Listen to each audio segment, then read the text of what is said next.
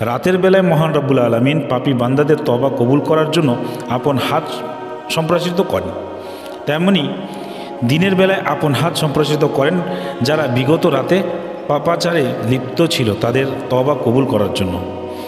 অতঃপর যারা অজ্ঞাতবশত গুনাহ করে তারপর তওবা করেছে এবং নিজেই সংবোধন করে, তবে এসবের পরে নিশ্চয়ই তোমার প্রতিপালক তাদের জন্য হবেন অত্যন্ত ক্ষমাশীল ও দয়ালু। সূরা নাহলের এই আয়াতটি আমরা সবাই একটু মনোযোগ দিয়ে শুনিনি।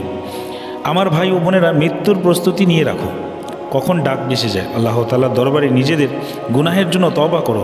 সময় চলে যাচ্ছে, মৃত্যু আমার তওবার অপেক্ষা করবে না। শয়তানের ধোঁকা পড়ে আর কতকাল আল্লাহ তাআলাকে নারাজ করব। শয়তান গুনাহগুলোকে আমাদের সামনে সুন্দর করে উত্থাপন করে। শয়তানের ধোঁকায় পড়ে আল্লাহ তাআলার সাথে সম্পর্ক ছিন্ন হওয়ার কারণ গুনাহ করে আমার মজা পাই। আসুন আল্লাহ তাআলার সাথে সম্পর্ক শক্তিশালী করি। যখন আমরা তওবা করব, আল্লাহ পাকের নিকট অনুতপ্ত হয়ে ক্ষমা চাইব, আল্লাহ পাক মাফ করে দিবেন। আল্লাহর বান্দা তওবা খুশি হন।